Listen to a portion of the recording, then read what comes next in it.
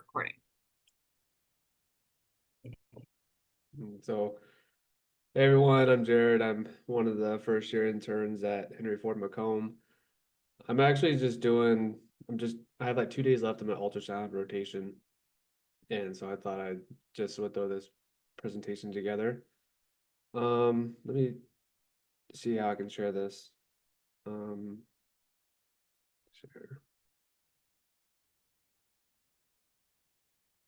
Okay. So what this presentation is kind of just a brief introduction to ultrasound into the emergency department. As some people will know me here, I'm a very big advocate for just telling third and fourth year students just to go ultrasound people, because it's a very useful skill to know how to do. And in emergency medicine, it's embedded in your curriculum. Per the ACGME, like you have to have 150 ultrasound scans at the bedside minimum in order to graduate. So you're going to be doing it in residency, and you might as well just get familiar with how to do it, get comfortable with it as early as you can. Because it is one of those things that like you can watch all the lectures in the world, but until you go do it, you're not going to really know what you're doing. You'll just know a lot of theory. Um, so what this lecture is kind of that introduction and a reminder for when you go and take the probe to the patient.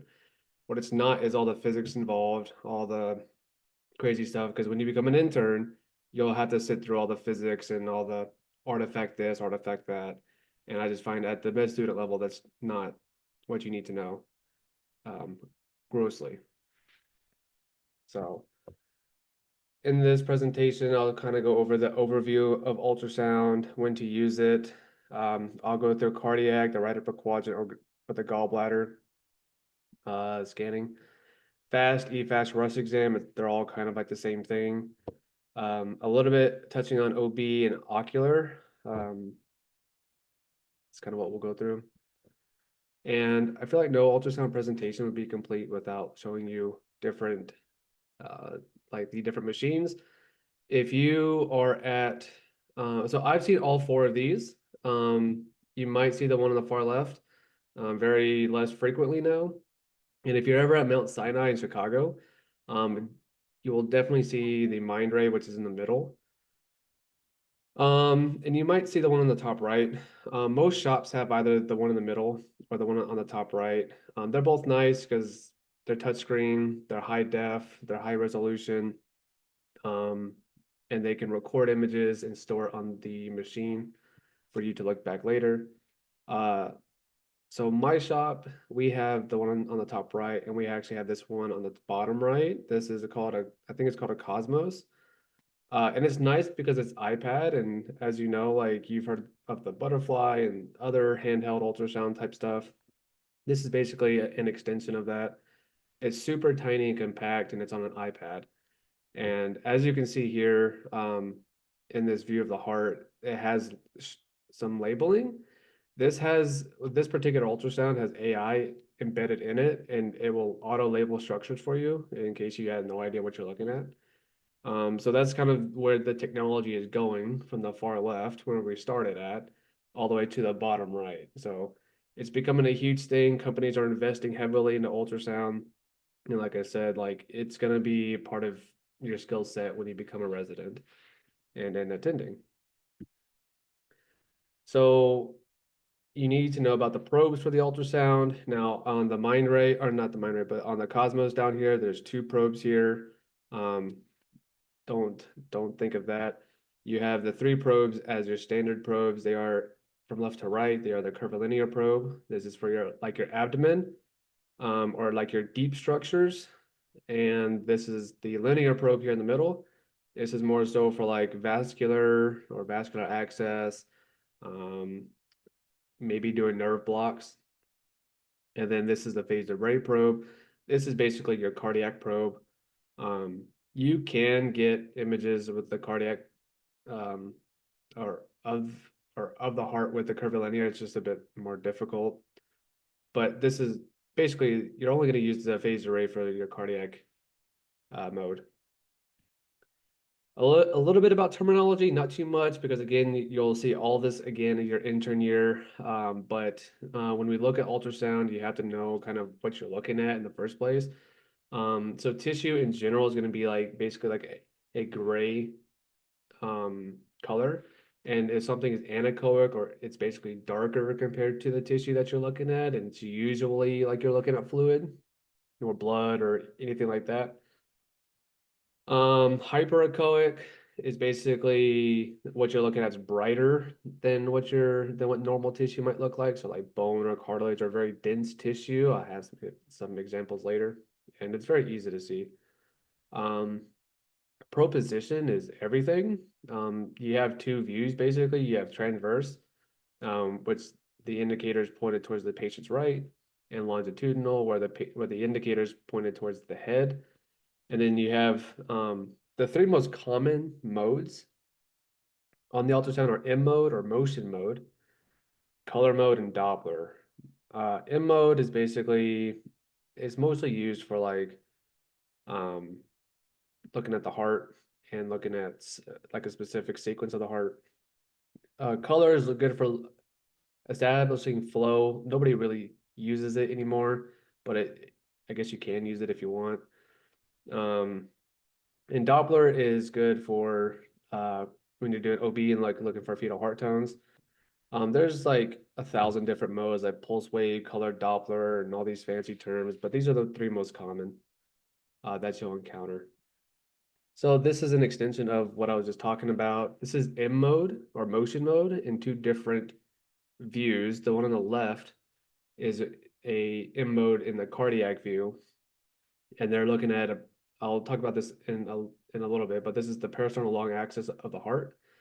And so they put it in M mode and they captured it. And wherever this line is, you can move this line on the ultrasound, but wherever this line is, this line corresponds to this whole box down here. And so basically, if you're looking at the line, it goes from anterior to posterior. And as you can see going down, you can correlate that with structures in this box, all these wavy lines. So you hit the right ventricle first, and that's this black kind of rectangle here. And then you hit the septum right here. And then as you can see, you hit the mitral valve, left ventricle, and then the pericardium. Um, this mode is good if you're like really looking at for like heart failure or looking at how like how the mitral valve is flowing. Maybe you're looking for tamponade signs. You can look at basically is the mitral valve touching the septum, and when it's in diastole, and it is. So just by looking at this, you can just eyeball it and be like, this is a good heart, this is a good EF. I don't know why they're short of breath. But if you were to do this, you're concerned for like tamponade, you see a big cardiac effusion. And then when this mitral valve opens up, this over here, this right ventricle space is like super small. You can call that tamponade, and I'll get into that later. This, the picture on the right is basically the M mode in the vascular setting. When you're trying to obtain any type of vascular access, mostly you'll use this in when you're trying to get peripheral IVs. And it's just there for really like your landmarks. So wherever the probe is, um, that's the middle of your probe. So you kind of just have a good starting point. So you're not like way off on the far left or far right. But it's just good for positioning of your needle because nobody likes to be stuck 1,000 times. You're gonna hate the word knobology because when you see knobology, again, it's all about the basics of ultrasound and physics. I'll keep it super simple here. Every probe on the left side of the probe has an indicator. It's like a notch. It's a line. It's an indentation. It's some marker for you to know that that's the probe indicator, and then that correlates to where this indicator is on the screen. And in emergency medicine, it doesn't really matter how you're using the probe. I'm going to tell you that now. There is conventional teaching, and I was taught, and I teach medical students that since this is basically on the left side of the screen, the way that it's taught is that the indicator is facing the patient's right or facing the patient's head. And it's just so you don't get all that confused. Because when you're looking at a vein and you're going for like a when you're going for peripheral access, you see the indicators here, and if this is the right arm of the patient and you have the probe down and the indicators over here, um, you know all this structure over here is the lateral side of the patient in the lateral side of the probe or the left side of the probe, whereas this is all the medial side.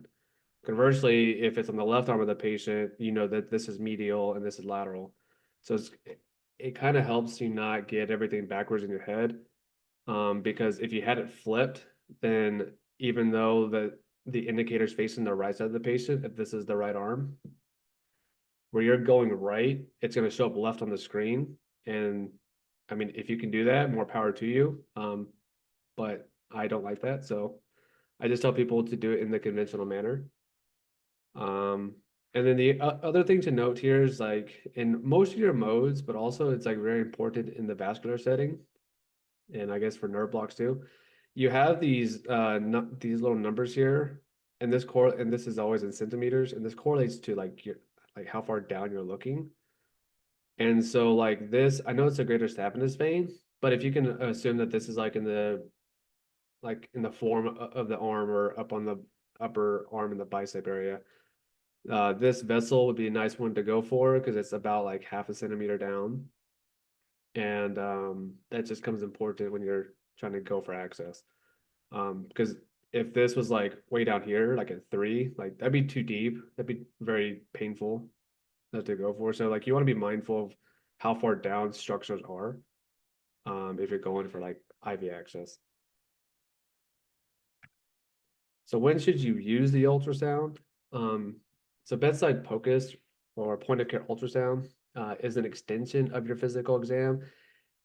It can aid by facilitating or aiding in a diagnosis, but it should never replace your exam. And it should not be used to replace other modalities of imaging or tests. It's just a very, very, very useful adjunct.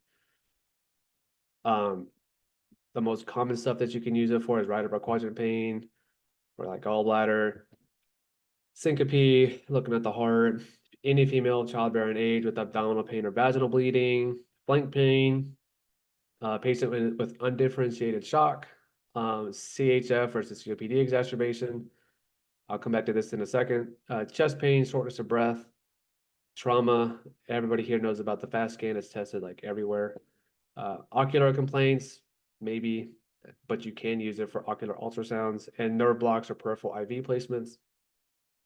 Um, where I think it's like the most useful outside of determining what type of shock your patient's in is in CHF versus COPD, because you are going to get like patients that come in by EMS and either the EMS is told that like they have COPD or they have CHF, and then they give you a report because that's what they were told. And then you look at the patient, they're on BiPAP, they're obviously in acute distress. They're 40 years old, they never smoked in their life. Like, how's COPD make sense, right? So if you take the probe and you see fluid on the lungs, you're like, oh, it's heart failure. Okay. It's just useful because like the treatments are vastly opposite in terms of what you want to do. So that's why I say like it's just good to just know how to do it and like know what you're looking for.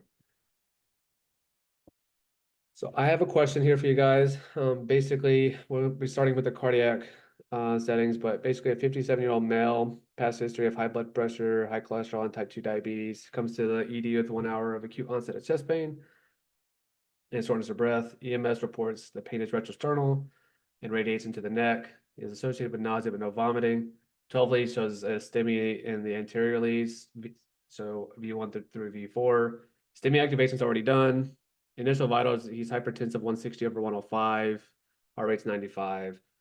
He's otherwise stable.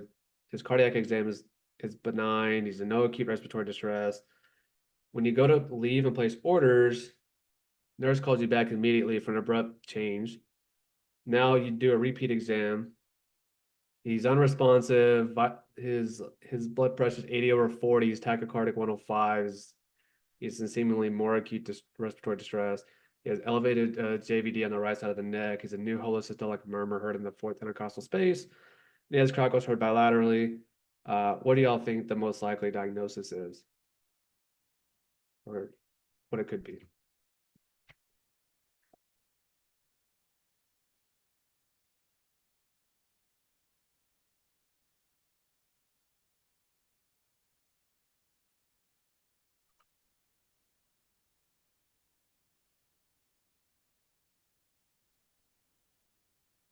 Anyone want to take a stab at it, G. or I'll take a guess? Okay.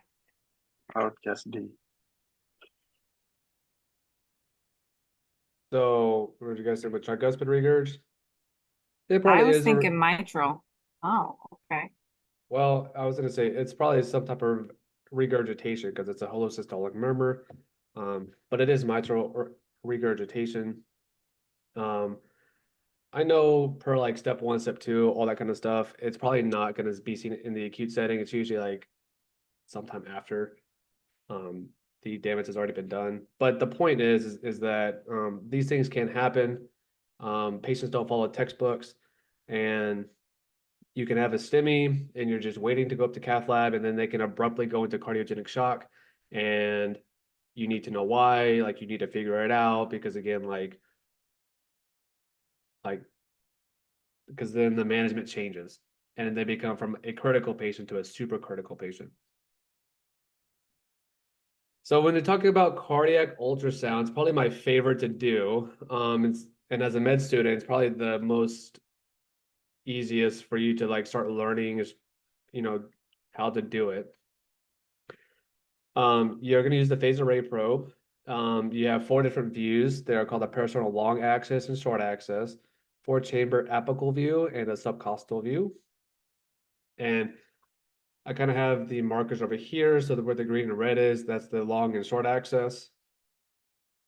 The yellow is for the four chamber apical, and the red is for the subcostal. Subcostal is also used in the FAST exam, but you'll be using a different probe for that. And the difference here between the long and short axis is that the probe is going to be facing the patient's right shoulder, and then you'll just rotate it 90 degrees, and you get the short axis in view. So I'll go through what they look like.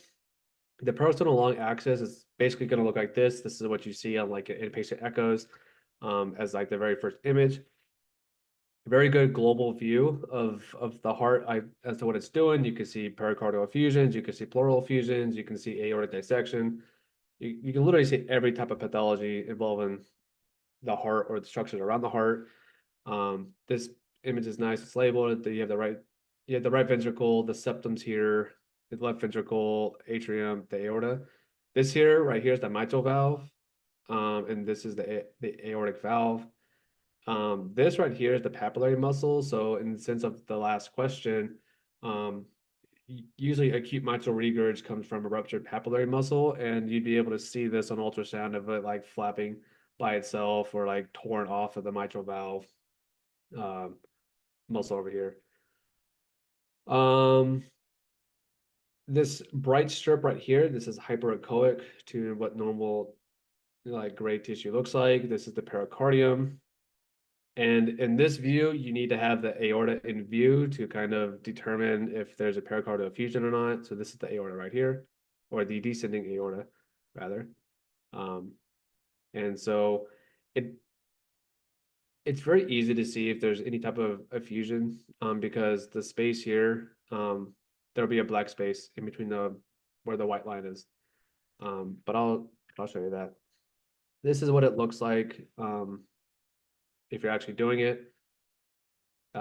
It's very nice squeeze. You can see the aorta, nice pericardium, no black space. This is a fairly normal benign heart, good ejection fraction. Um, in EM, we have something called the eye test, I guess. And like we ask ourselves, does the mitral valve slap or does it not? And what we're asking ourselves, does the mitral valve, whenever it opens up, does it slap the septum? And if it does, that's usually a good ejection fraction. Now, keep in mind there are lots of reasons why the septum and the mitral valve can be touching, but in general, if you're concerned for heart failure or anything like that, um, you can just look at very quickly, does the mitral valve touch the septum whenever it squeezes? And if it does, it's a good EF. And if it doesn't, it can be like a moderately reduced or even like a reduced ejection fraction. And here it very clearly does slap. So, and the left ventricle like comes in very nicely. It doesn't like barely squeeze at all. So this is a good part.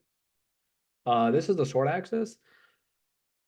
This is basically what it looks like. There's nothing special about it. Again, you can, in every view of the heart, you can see a pericardial effusion. So it doesn't really matter, just find the view that you can actually get. But this is only looking at the right ventricle, the septum, the left ventricle, and then these are papillary muscles here. And then if this was like a couple frames later, you'd be able to see like the fist mouth appearance of like what's described sometimes on board exams. Does anybody know what this image is over here? Like what this is showing?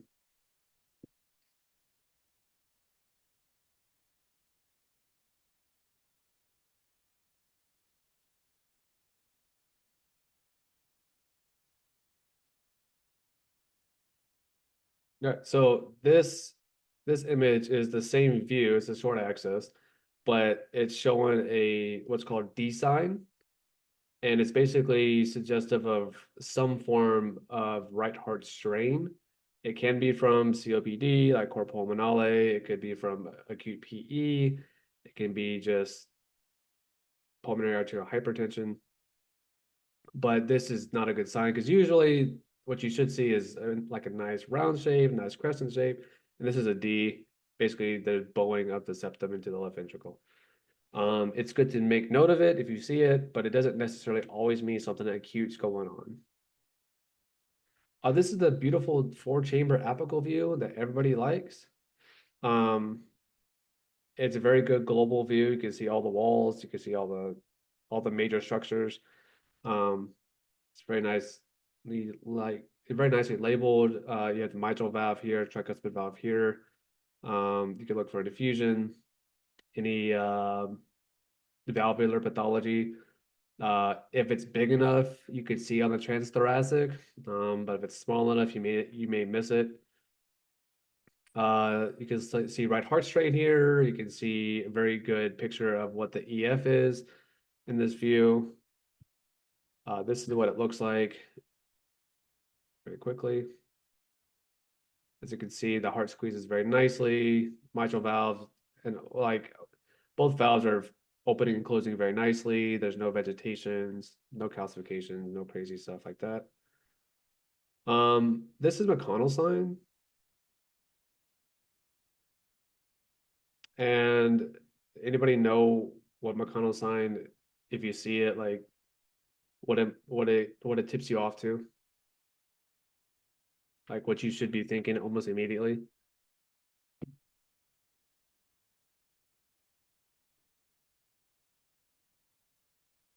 So McConnell sign, if you see this in the apical view, it's basically a hypokinetic apex of the right ventricle compared to the wall of the right ventricle.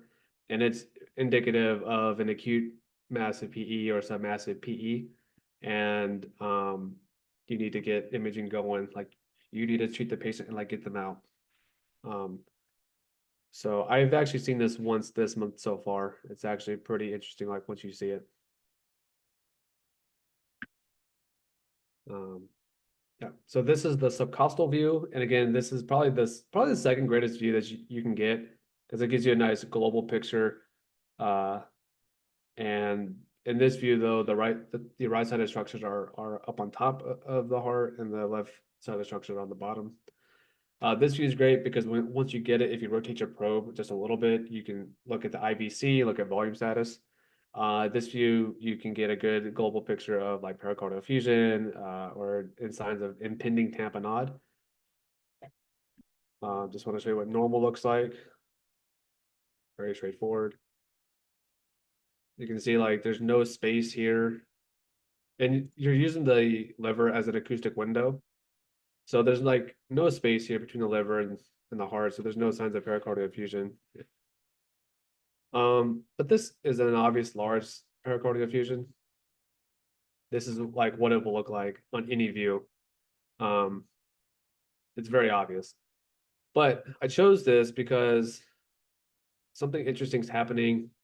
Anybody know what the board teaching for cardiac tamponade, what the sign is and what the physical exam signs are.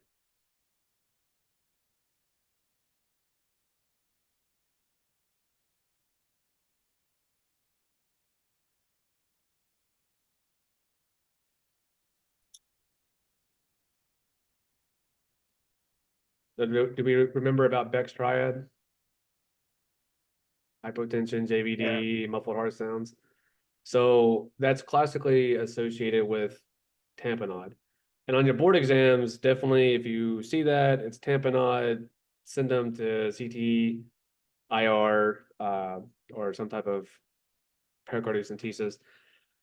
In clinical practice, that's actually a very late finding in tamponade, and that's not a good finding. In real clinical practice, what you'll see is hypertension as opposed to hypotension. And what you'll see is because not all pericardial effusions are created equally, you can have a large effusion like this and the patient be just fine. You have an effusion like this and have impending tamponade. So what you do is when you're looking at the heart or on the echo, you have something that what's called right ventricular diastolic collapse. And basically, whenever in diastole, when the ventricles are supposed to fill up, if the right ventricle gets slammed shut or bows in like this or gets pushed towards the septum, that's called right ventricular diastolic collapse. And that is tamponade. If you see that, that's tamponade. You get them out of the ED. If you can't, you do the pericardial effusion or you try to. But you don't wait till they get hypotensive and do all this stuff. Like you're slamming fluids in these patients, you're getting them out if you see that right ventricle collapsing. That's real clinical practice.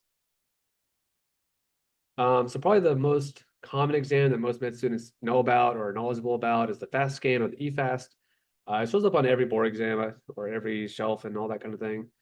But you want to use a curvilinear probe for the majority of your images. You're looking at Morrison's pouch, the splenorenal recess, the pouch of Douglas, the subcostal view in the lungs. A couple caveats: fluid at the caudal tip of the liver or the inferior pole of the kidney is the most specific sign for intra-abdominal fluid. And anybody know how much fluid needs to be in the abdomen for it to be positive, for it to show up on the ultrasound?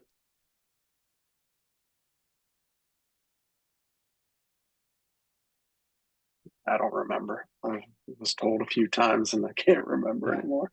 So it's about 100 cc's of fluid, whether it's fluid or blood or anything like that. It's about 100 cc's. So you can have a trauma come in or anything that you're worried about, like that prompts you to do a fast exam, but in this context of trauma, you can have a trauma come in, you can do a time zero fast scan and it be negative initially. And then in 25 minutes, you can repeat the fast and like have massive fluid. It's just because time hasn't allowed enough fluid to accumulate in these areas. So just because you have a negative fast does not mean that they're not bleeding. That's why you get CTs. But that's a bit too far. But yeah. So just know that there are some limitations and that you should always do a repeat if you're really concerned for any type of intra-abdominal process. So this is the Morrison's pouch or the right upper quadrant. This is what it should look like. You have the liver here and the kidney. I know we can't see it here because it kind of cuts off, but like as you get more towards this direction, this is where the inferior pole is, and this is where the caudal heads or the caudal tip of the liver edge is. So fluid will accumulate here first. I actually have it on this image, so this is the area that I'm talking about, and then it'll go into your recess over here. So the left is a normal, what you should see, what you want to see, and this is a positive here on the right. Very straightforward. The conventional teaching is for the right upper quadrant and left upper quadrant, you want to have the probe in a longitudinal position. So the indicator is facing the head, and you basically want to have your knuckles on the bed, because these structures are like most likely in the most posterior part of the patient, and then if you don't see it, you can always move up. So if you're doing this, knuckles on the bed, and then you should see your structures. This is the splenorenal recess. This is a very good image because oftentimes the spleen and the kidney are kind of up, very up in the left upper quadrant, and so the ribs are kind of blocking all of your good views. So sometimes you'll just have to fish around for like what's a good view, and like maybe you get half the spleen and half the kidney, but you're really looking for kind of like, I mean, like this part of the spleen down here and like this effacement. But this is normal. And then this far right strip on the left side is the diaphragm.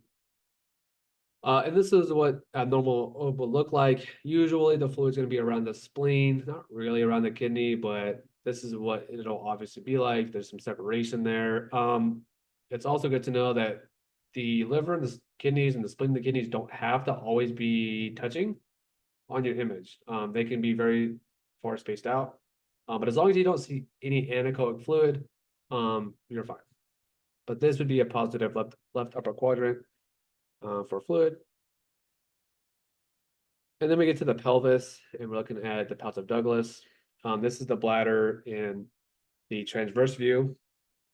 And it's important to know when you're doing anything in the pelvis that once you find whatever that you're looking for, you find it and then you fan up and down very slowly, and then you turn it longitudinal, and then you have that same image and you fan it left and right very slowly. Because it's very easy to miss pelvic fluid. And I have it demonstrated here. So this is basically the bladder in the longitudinal section.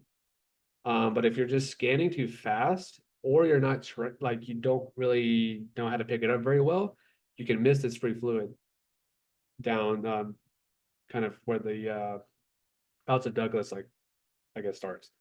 So this would actually be a positive finding, but you may read this initially as a negative scan. And that goes the same thing for OB when you're talking about ectopics. Slow scanning. And then the subcostal view is in the fast, and you just want to, like, this is mostly what you're looking for. You're in the fast, you're looking for a traumatic pericardial effusion. That's really what you're looking for.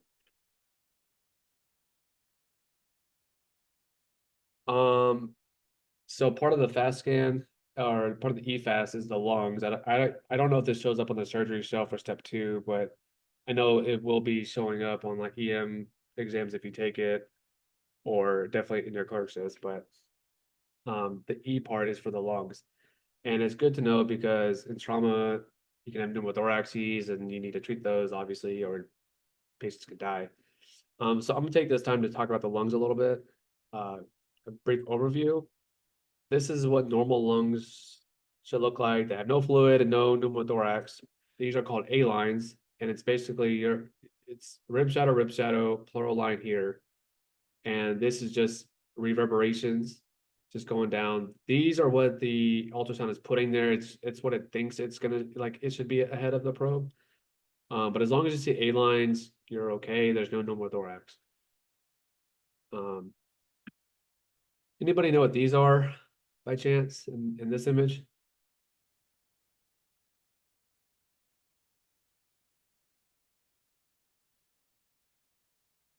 So these lines are called B lines, and you see these, and it's indicative of some type of fluid or consolidation.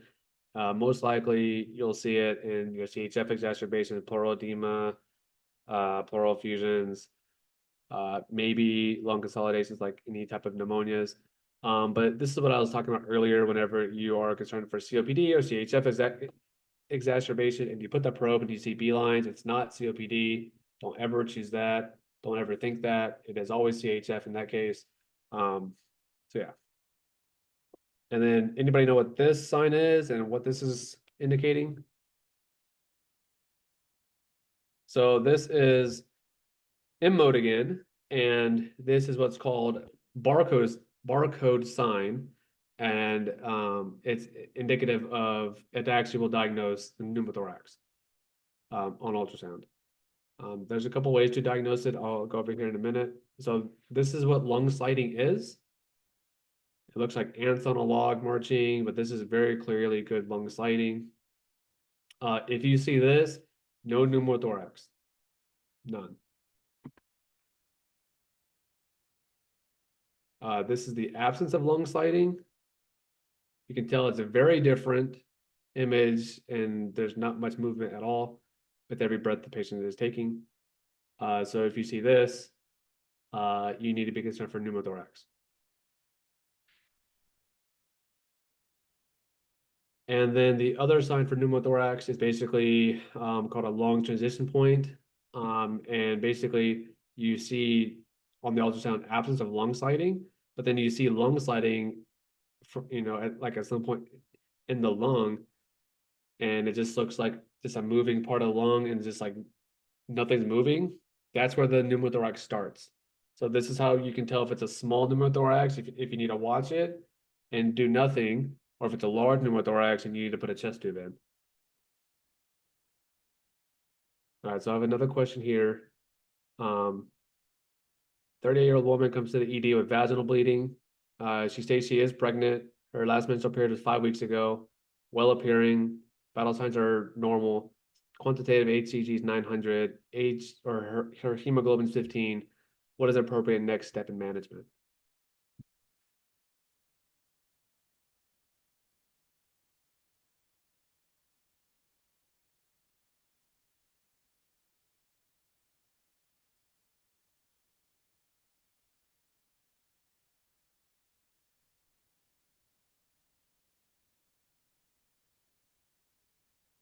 C? You said C? Yes, but I'm not sure. That's fine. It's OB. It's hard. No, so the correct answer is D, transvaginal ultrasound. And the reason is, just very quickly, the reason is because you need to have a baseline ultrasound, a transvaginal ultrasound to possibly look for ectopic. But just because you don't see it doesn't mean that it's not there or it won't turn into a viable pregnancy. So ACOG, so I think maybe on shelf right now in step 2, there's a discriminatory zone of like 1500 to 2000 for the HCG. As to what you do with it, as if it's like, is it ectopic or not? But ACOG actually in like real life practice, they recommend using a high threshold like 3500. Just because if you're gonna use HCG as a diagnostic tool for ectopic, you don't want to like intervene on a potential pregnancy a patient would want to carry to term unnecessarily. So if you get the transvaginal ultrasound, you don't see anything, then you tell them, and they're stable, then you tell them to come back in 2 days and get a repeat HCG, watch the trend of it, and then at some point you get another ultrasound. But you also get the ultrasound because ectopics and other type of OB disasters can have wildly deranged HCGs. So if you see it, even with a 900 HCG, you need to call OB and get them surgery. Or if they're stable like this, they can probably go on methotrexate. So this is what it looks like. This is a transabdominal view. You'll never do in your career, you'll never do transvaginal ultrasound at the bedside. That is something for someone with a higher pay grade. But this is transabdominal. This is a very nice view to see if you're worried about like a ruptured ectopic or possibly torsion. But I put this here because this is a very good image. It's almost, if the patient has a small bladder or they just went to the bathroom, it can be kind of difficult to see. So just because you may not be able to see it doesn't mean that your technique is bad. It just means that like there's not a structure pushing down to like you can clearly visualize the uterus. But you can see the uterus body and the endometrial stripe. You can use that in your thought process to what might be going on. You can see fluid here, if there's a fluid between the uterus and the bladder or like right below. But this is normal. And then I have this. So So the left side is in the longitudinal side, the right is in the transverse side. And I put this here because again, transabdominal is good. Once you've been using it for a while and and certain structures are easy to see. But you not all the time will you see the ovaries on the transabdominal, and that's fine. Doesn't mean nothing's bad. Just means that sometimes you just can't see them. And so I put this here because even though you might be able to identify this as a uterus, unless you like just know that these are follicles or like have seen a lot of OB scans, you may not recognize these immediately as ovaries. And that's okay, again, because like you just need repetitions with ultrasound. And just because you can't see it at the bedside doesn't mean nothing. If they're stable, they're gonna get a transvaginal, which is like high def. So you should be able to see it then. But I just put this here because just to illustrate that they're very hard structures to actually identify. And then because OB is very convoluted. I put this here again because this is a ruptured ectopic and it can be kind of tricky to identify, I guess, if you don't really know what you're looking at or you're just starting off, because this is uterus and this might look like it's intrauterine, but then you have free fluid. This looks like some bowel. This is free fluid over here, and all in the right clinical like context. Like this is probably at like the ampulla where it's like the tube comes into the uterine cavity. But if you see this and you see some free fluid, you have to be concerned and get them to ultrasound, or like by way of transvaginal or somebody who knows what they're doing. Because this is very concerning for ectopic pregnancy. This is like a ruptured ectopic. But yeah. So just know that when you become a resident, pelvic structures are very hard. But once you get repetitions, it'll just become like a second nature thing. All right, so this is the gallbladder in the longitudinal view, and this is very nice. These are very, kind of not difficult. They can be difficult, but sometimes you'll put the probe in the right upper quadrant, and then the gallbladder is just looking right at you. Sometimes it's like hiding inferiorly, it's tucked up beneath the liver, so you have to go to the fast scan view, and you actually get it in the posterior side. But yeah, so here's the the body, here's the fundus, here's the neck, and this is very clean. There's no fluid around this gallbladder. It's very benign. But it's a very nice big structure for you to identify in the ultrasound. These are stones in the gallbladder. Again, this is a very benign gallbladder. There's no wall thickening, there's no fluid. But these are stones because these structures here are hyperechoic and they have wall shadow, or they produce a shadow. And if you see that in shadowing, that is called stones. And if you see the same structures like this, but they're the same color as like tissue, and there's no shadow at all, those are polyps. So you can have stones and polyps. One produces shadows, which are stones. The other, which are polyps, do not produce shadows. And sludge just looks like some thick fluid in the gallbladder. This is what pericholecystic fluid looks like. Obviously, there's some anechoic fluid around that's surrounding the gallbladder. This is a sign for acute cholecystitis. Pretty bad image here, but you might be able to measure like the wall thickening, if there is any wall thickening. But because it's on step 2, is pericholecystic fluid more diagnostic of acute cholecystitis, or is ultrasonographic Murphy sign?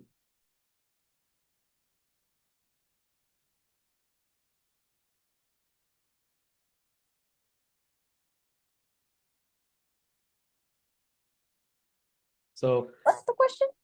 So if you're told that you're getting a right upper quadrant scan and they tell you like that there's positive ultrasonographic Murphy sign and pericholecystic fluid, or one or the other, which one is like more telling that this is a hot gallbladder? I'm gonna say the fluid. So no, it's actually the ultrasonographic Murphy sign. it's like, if that exam is positive, it's a hot gallbladder, more than likely. The fluid just helps support it. This is the aorta, and this is basically the vertebral body with some shadowing. This is a nice size aorta just by looking at it. Right next to it is obviously the IVC. You have to do some of these scans in residency. It's very good to know how to do. It's very easy. You just put the probe in the midline of the abdomen, the curvilinear probe. Anybody know what's happening with the aorta right here? There's either two, there's three options. Normal is it's dissecting, or it's a aneurysm. Dissection? Yeah, so this is a dissecting aorta. Now, what's the false lumen, true lumen, that's irrelevant. You're calling vascular surgery. If it's just confined to the abdomen, you're calling vascular. If it's confined to if it's a Stanford type A, like, you're calling CT surgery. Anybody know what's going on here? Again, you have three options. This is an aneurysm. Yeah, so this is an aneurysm. And in aneurysms, this is the true lumen right here. So it's very small. It looks fairly normal in size, maybe like just at the border of like 3 centimeters, maybe like 2.5. But you would think instinctively to like just measure this, but you actually need to measure border to border. And this is what you're measuring. So like this wall here to this wall here. And this is what, I don't know, it's probably like 5.5 or 6. And if it's 3, or if the measurement is 3 or more, that's a triple A. If it's 5 or more, you're calling somebody else to do something about it, to intervening. But between 3 and 5, it's just a wait and see approach. Get them follow up. This is basically what a normal view of the kidney looks like. There's different ways you can look at a kidney. In our context of EM, like, you're only looking for the kidneys for really one thing, and it's if they have a kidney stone and your CT's backed up for like 24 hours for whatever reason.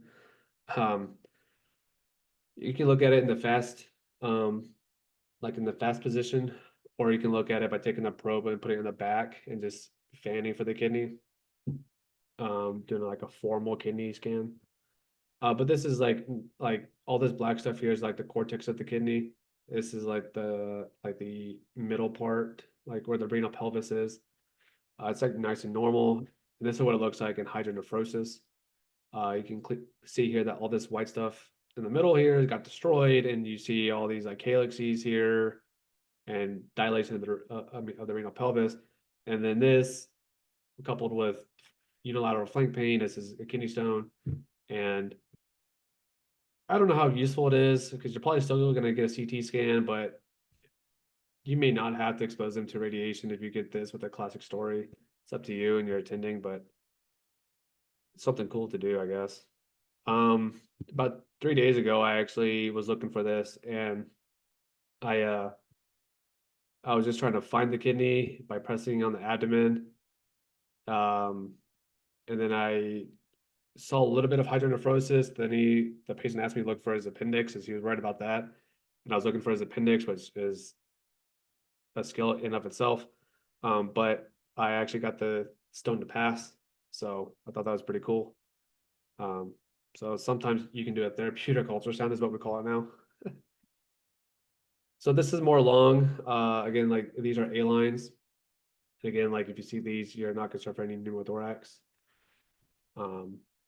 But this, if you see these are called air bronchograms, and they're static. And there's two types. They're static and dynamic.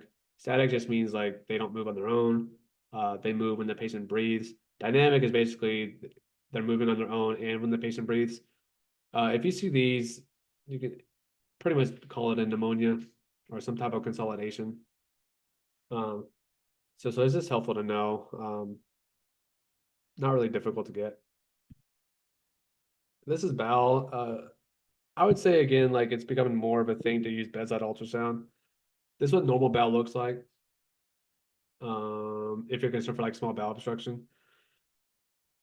If you measure wall to wall, it should be less than 2.5 centimeters. This one is 1.5, so it is. But in the right setting, obviously, like this is what air fluid levels look like, or multiple loops of that small bowel. And this is obviously just by looking at it, you can tell that it's a small bowel obstruction. But if you are only able to see like one, like dilated loop like this, and you couldn't see all like 3 or 4, you just measure wall to wall. If it's greater than 2.5, it's a small bowel obstruction. And then again, like you're still probably gonna get a CT, but at least at the bedside, like you definitively know it's a small bowel obstruction. You can start your management and your treatment way quicker while you're waiting for a CT to kind of guess if there's a small bowel. So this helps you out, not really surgery out. It helps the patient out. But it's just good to know. It's another modality for ultrasound use. This is ocular, not really a lot of times that you'll be using it. Maybe some trauma. But if they have an open globe injury, you're never going to use it. Does it change the management? No. Because if you see what I'm about to show you, you're calling opthal and they're going to surgery. And if you don't, they're just going to follow up. But this is what normal looks like. You have the lens here, anterior chamber, vitreous body. This black stuff right here is the optic nerve. This is where the retina should be. Anybody know what this is, just by chance? Detached Tommy should retina. know. The detached retina? Okay. Yeah. It's a retinal detachment, and it looks like a flapping piece of string. So you're calling opthal on this, but there's nothing really to do. This is what it looks like. Woohoo! And this is vitreal hemorrhage. And the patient's looking left and right, and it's what's called the washer machine sign. So if they're looking when you're doing the ultrasound, if the fluid moves with the eye movement, that's a vitreal hemorrhage. And you're still calling an opthal. Like again, like this doesn't change the management. It's just something to do to like, oh hey, like here's this finding. Yeah, these are also helpful if the patient has cataracts and you can't really see past the lens, Mm-hmm. especially for the retinal detachment, because you might not know. Mm-hmm. So I have like one more question for you guys. I think it's more beneficial for y'all. So you have the 68-year-old with a long-standing history of high blood pressure. It comes to the ED for acute respiratory distress. His blood pressure is 205 over 100. His heart rate's 130. He's breathing a lot at 38 per minute. His O2 says 82% on a non-rebreather applied by nursing staff. On thoracic ultrasound, you see this image bilaterally. Which of the following is the most appropriate next step in management? Is it C because it's fluid? Who else agrees with C? You Say feel like it, immediate. right? What, Thomas? I would say immediately. I mean, yeah, you would do, well, 20. I mean, I would do D first. Okay. So, yeah, so D is the right answer. Begin non-invasive positive pressure ventilation, but in way of BiPAP or CPAP. I want to kind of use this as a teaching point just for a little bit, just for like a quick moment. If you see like in real clinical practice, if you see this and you see these B lines again, like you need to put them on BiPAP as the first initial treatment. Lasix has its use, but in terms of us EM providers, it doesn't really do anything in the immediate. So you'll actually put these patients on BiPAP first. And there's another drug that we could actually use that works immediately. Does anybody know what drug that is we use for like flash pulmonary edema or escape?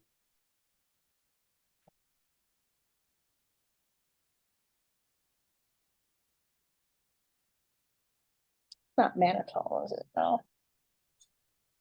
No, so it's a drug that works on blood pressure.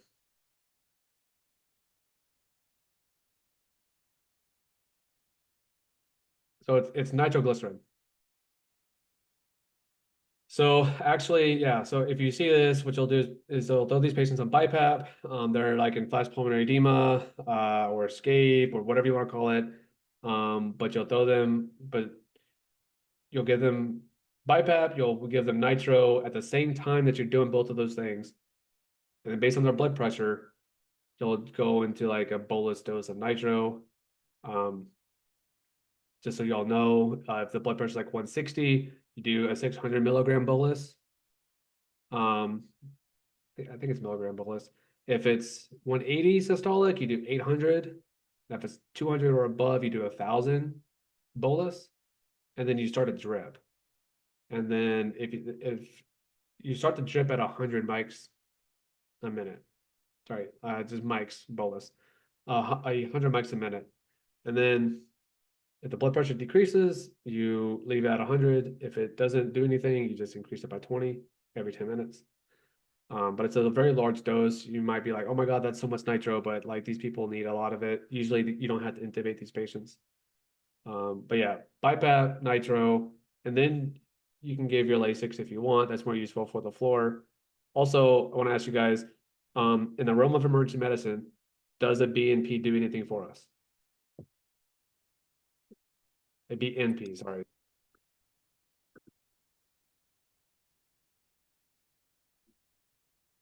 Oh, they know. Yeah, no, it's very not, it's not useful for us at all. It's useful for, I guess, like confirming, and it's useful for when they get admitted into the floor. But for the realm of us, you're never going to wait for a BNP to come back and be like, oh, they're on heart failure. I guess we got to give them BiPAP and nitro and then Lasix and then ACE inhibitor or like whatever. Nope. You'll order it, but if you see all this stuff in the clinical, you'll just start your CHF management. And you'll go from there. So that's really the end. Anybody have any questions or concerns? I do have like one extra slide, but it's about peripheral IV placement. If anybody really cares, I do think it's it's the same thing as like being on rotation in the ED and like wanting to intubate or throw a central line in. If you show interest in doing a peripheral IV, it's an EM resident skill. And so it can be graded when you're doing your rotation and get your slow. But you'll be expected to throw these in residency. So the earlier you learn, the more comfortable that you get with it, the better you are earlier. I can go over that if people want to, but if people don't want to, I don't have to. If not, for it. anybody have any questions or anything like that?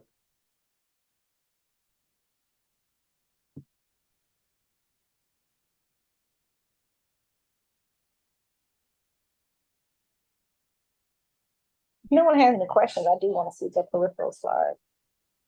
Yeah, I'd like to see it as well. All right. Well, there's nothing really special. When I was at Mount Sinai ED, that was my first EM rotation. You get a lot of hands-on experience there. Nurses will let you throw IVs blind if you want. I tried like 10. I always blew them. I always missed, and it sucked, and I was demoralized.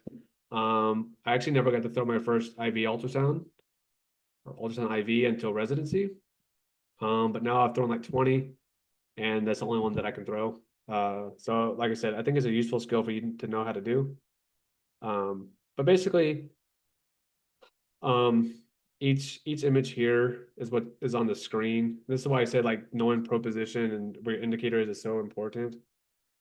But basically, when you find a good image or a good vessel, you'll go in at like how it's depicting here.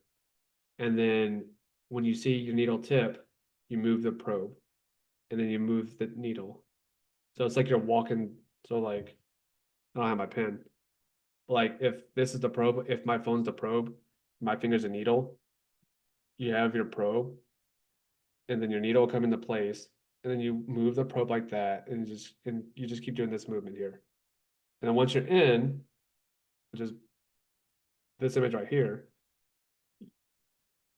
you flatten out and you do the same thing. If you do it like that, again, I can tell you how to do it on a slideshow. I can tell you how to do it in person, but you have to actually go do it to know what I'm talking about and to get the reps in. It's okay if you miss it. It takes like 40 to 50 to actually like get them all the time. So that's why I say the sooner you start, the better off you'll be. But if you do it like that, once you get them, you'll never miss. You'll always get it, and yeah. So is that for regular IVs, Jared, or is that for like a central line? Or both? I will say that if you know how to do this very well, throwing central lines will be easier. You don't have to do as much like walking your needle in on a central line, because you're just looking to get into the vessel itself. This is just more so for like getting into the vessel and then making sure that you're like in the vessel like a good ways. Because what happens is most of the time when you learn these, you're learning from nursing staff, who's fantastic, because a lot of EDs are training nurses to actually do them. But since the beginning of their training, all they do is throw a blind IV. So what they know to look for is a flash. And that's how they know that they're in the vessel. So an ultrasound IV, if you get a flash, like you're gonna blow it, you're gonna miss it, you're gonna infiltrate the IV all the time if you just look for the flash.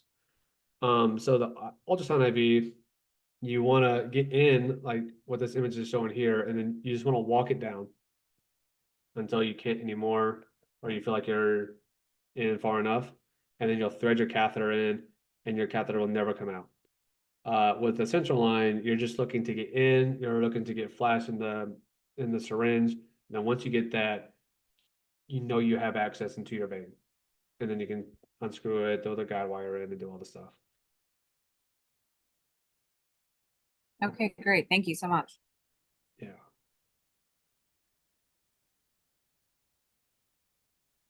Yeah, and Does there's like anyone have any other questions for Jared?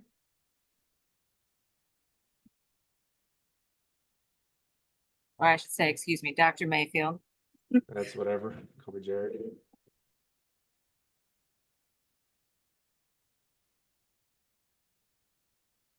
Or does it have to be questions about ultrasound? It could be questions about anything like while I'm here, residency, my program, whatever, rotation sites. I don't know. Yeah, where did you do your two, or did you do two or more EM rotations? So I just did two. Okay, at Um, Chicago and Yeah, so I just did Chicago for the first one, and then I went to Altman for my second one. okay, and you said you liked Altman because I am actually talking with them and trying to book for next year. So I was curious what you had to say about Altman. Yeah, Altman's fantastic. Thomas was just there. He basically echoed the same stuff I said.